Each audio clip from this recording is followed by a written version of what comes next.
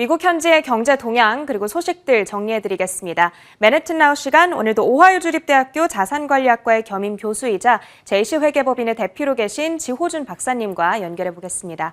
박사님 안녕하세요. 안녕하십니까?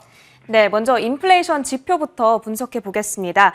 간밤 시장에서 가장 주목하고 있던 이 8월 소비자 물가지수가 드디어 발표됐는데 숫자 자체만 놓고 봤을 때에는 높게 발표가 됐거든요. 그래도 기대했던 수준보다는 낮다라는 것이 즉각적인 반응인 것 같습니다. 박사님께서는 어떻게 분석하고 계세요? 네, 말씀하신 것처럼 미국 시간 화요일 오전에 8월 소비자 물가 지수 CPI 자료가 발표가 되었습니다. 팬데믹 이후에 이제 치솟던 이런 물가가 8월에는 약간 안정되는, 진정되는 모습을 살짝 보여줬다라고 말할 수 있을 것 같은데요. 노동부 발표에 따르면 8월 미국 소비자 물가 지수에 따르면 이제 에너지와 식품을 제외한 소비자 물가 지수는 이 전달보다 0.1% 가량 증가하는 데 그쳤습니다. 이 수치는 올해 2월 정도였던 것 같습니다. 2월 이후 가장 낮은 수치를 기록을 했고요. 하지만 이제 8월 지표만으로 섣불리 물가 상승을 잡았다라고 잡을 수 있다라고 판단하는 것은 조금 좀 성급할 것 같고요. 이 물가 지수가 1년 전보다 한 5.3% 이상 상승했고, 특히 에너지와 자동차 가격들은 오히려 더 상승하면서 여전히 이제 물가 상승을 이제 부추기고 있는 그런 상황이기 때문입니다. 수개월째, 아니 거의 1년째 넘게 물가 상승을 이끌어오고 있는 신차 시장 차량 가격의 이 물가는 작년 대비 8월 대비 약 32% 가량 상승을 했는데, 이 자동차 이 반도체 부족으로 시작된 신차 공급 시장의 차질 때문에 중고차 시장도 이제 수요가 급증을 했고, 또 더불어서 신차 공급은 상대적으로 이제 크게 부족한 문제가 계속되고 있는 그런 상황입니다. 저희 회사도 이제 최근에 법인용 차량을 이제 구입하게 되어서 딜러십과 거래를 했는데요. 동일한 차종, 동일한 모델임에도 불구하고 처음에 차 시세를 알아봤던 약 5월 한 3개월 전 이후 거의 3개월 만에 10%가 그냥 올랐습니다. 다행인 부분은 이제 중고차 가격이 이번 8월 물가지수 지표에 따르면 약간 이게 둔화된 모습을 저희가 볼 수가 있어서 다행이지 않나라고 생각을 하고 있습니다. 이번 8월 물가 지수가 시장에 큰 의미를 주는 이제 대표적인 이유들 중에 하나는 물가 상승에 대한 정부의 이번 4, 4분기 정책 방향의 어떤 중요한 지표가 될 것이다라는 것이 이제 중요한 부분일 것 같은데요. 특히 이제 4개월 연속 5%가 넘는 인플레이션이 지속되고 있고, 또 어떤 앞으로 연준의 테이퍼링에 대한 논의가 본격적으로 구체적으로 시작되는 데 있어서 이번 8월 물가 지표가 중요한 터닝 포인트가 될 것이다라고 생각을 해보게 되었습니다. 네, 지금 말씀해주신 분석 들어보면은 어쨌든 물가 지표는 꾸준히 오르고 있고 지금도 굉장히 높은 수준을 가리키고 있지만 그 오름폭의 정도는 둔화하고 있다라고 이해를 해보면 될 것 같습니다. 그리고 아무래도 이 물가 지표가 이렇게까지 큰 관심을 받고 있는 이유는 방금 말씀해 주셨다시피 연준의 테이퍼링 시점에 대한 힌트를 조금 더 구체적으로 제공해 줄 수 있기 때문인데요. 오늘 발표된 데이터에 대해서 과연 연준이 어떤 반응을 보일 것으로 예상하시나요? 네, 쉽지 않은 질문이긴 하지만, 지난 6월, 7월에 있었던 휴가 시즌으로 인해서 물가가 단기적으로 크게 상승했습니다. 호텔, 숙박업, 항공기 등 이제 휴가 시즌 관련 지표들이 전년 대비 적게는 15%에서 많게는 20% 이상까지 상승을 했었는데요. 하지만 이번에 8월 소비자 물가 지수가 예상했던 5.4%보다는 좀 낮은 수준으로 발표가 되어서 시장과 투자자들이 생각보다는 좀 이렇게 안도하는 분위기인 것 같습니다. 사실 올 초부터 이 물가 상승에 대한 우려가 시장과 전문가들 사이에서 지속적으로 제기되었던 반면에 정부는 그동안 계속적으로 물가 상승을 이제 transitory inflation이라고 말하면서 일시적인 물가 상승이다라고 이제 보고 있었죠.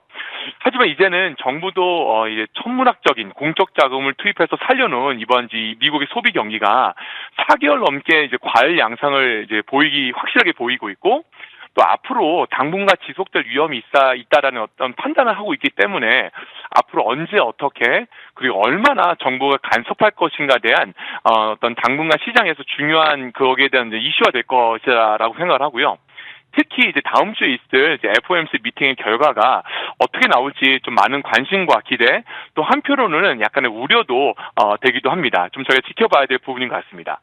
네, 그러면은 물가 지표에 대한 연준의 반응에 대해서는 다음 주 FOMC 미니츠가 공개되기 전까지는 좀 단언하기 어렵다라는 내용을 정리해 주신 것 같습니다. 이렇게 물가 지표에 대한 분석 먼저 한번 만나봤고요.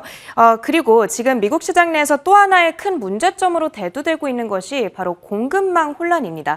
최근에 다양한 업종 내에서 공급망 리스크가 속속 나타나고 있다 보니까 기업들의 실적에도 타격이 있지 않을까 하는 우려도 크게 떠오르고 있는데 이 서플라이 체인 이슈가 구체적으로 어떤 업종에서 어떻게 도드라지고 있는지 정리해 주시죠.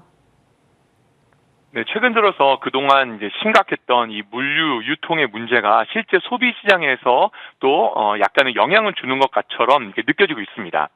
그 인플레이션의 상황이라고 해도 기업들이 이제 물건 가격을 뭐 서비스 가격을 한없이 올릴 수 없다 보니까 최근 들어서 식료품점 또는 식당의 상품과 서비스의 품질이 눈에 띄게 많이 떨어진 것을 이제 볼 수가 있습니다. 사실상 이제 그 해운 물류의 대란의 어떤 가장 이게 중요한 축을 감당하고 있는 곳이 사실 두 곳은 미국과 중국이라고 볼 수가 있겠는데요. 코로나 이후에 많은 선사들이 그 미국 쪽 선박을 중국에 배치하는 동시에 미국으로는 또 화물이 몰리다 보니까 이제 심각한 어떤 정체 현상이 계속되고 있습니다. 이런 상황에서 이제 본격적으로 미국 소비 시즌이 이제 10월부터 시작될 경우에 물류 이 대란은 더욱더 이제 가중이 되고 또 공급 부족은 더욱더 심각해지지 않을까라고 생각을 해보게 됩니다.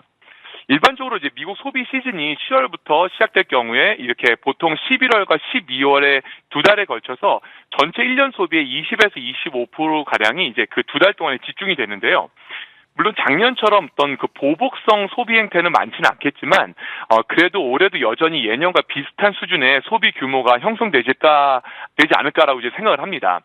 만약에 이제 4사 분기에도 이제 유가가 계속 오르고 또 현재 진행형인 이런 이제 컨테이너 비용 등의 물류 비용이 비정상적으로 높게 형성이 된다고 하면은 추가적인 물가 상승의 피해는 거의 뭐 불가피하지 않을까라고 생각을 하고요.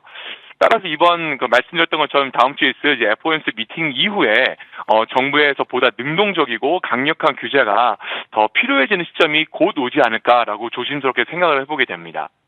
네, 알겠습니다. 이 공급망 문제로 인해서 이 산업 내 성장을 지연시킬 수도 있고 그뿐만 아니라 소비까지 저해시킬 수 있겠다는 부분 저희가 기억하면서 앞으로 공급망 이슈를 좀 바라봐야 될 것 같습니다.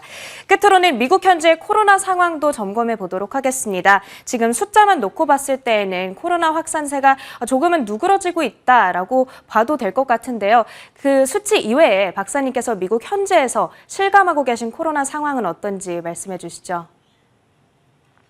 네, 최근 그 CDC의 데이터를 보면 지난 몇 주 동안 이제 계속되었던 델타 변이의 위험성과 또 이제 확산세가 약간 이렇게 좀 이렇게 수그러드는 듯한 그런 느낌을 저희가 가질 수가 있습니다.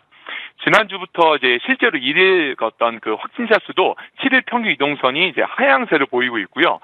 이제 사망자 수도 많이 줄고 있는 그런 상황입니다. 특별히 특별한 올해, 그러니까 8월, 9월, 10월에 특별한 연휴가 없는 이제 미국의 이런 일정을 생각했을 때, 인구 이동도 상대적으로 줄을 것이고, 또 여행 시즌도 아니다 보니까, 아마도 당분간은 이제 감소세를 유지하지 않을까라고 생각을 해보게 되고요. 적지 않은 많은 지방 정부들이 이제 마스크 의무 착용을 다시 시작을 했고, 또 앞으로 이제 3차 접종 또는 12세 이하의 어린아이들에 대한 접종이 시작되면서 코로나 확산세가 조금은 꺾이지 않을까라는 이제 바람을 또 갖게 되었고요. 특히 이제 코로나 확산세가 이렇게 둔화가 되면 거의 자동적으로 나오는 그런 이슈가 논의 중에 하나가 back to work라는 시점, 다시 말해서 이제 직장 복귀를 언제 할 것인가에 대한 논의가 이제 활발하게 시작이 됩니다. 대기업들 중에는 많은 기업들이 내년까지 재택근무를 연장하겠다라고 발표한 회사들이 많이 있지만 여전히 많은 기업들, 특히 중소기업들은 이제 직장 복귀를 서두르고 또 필요성이 많이 대두가 되고 있습니다.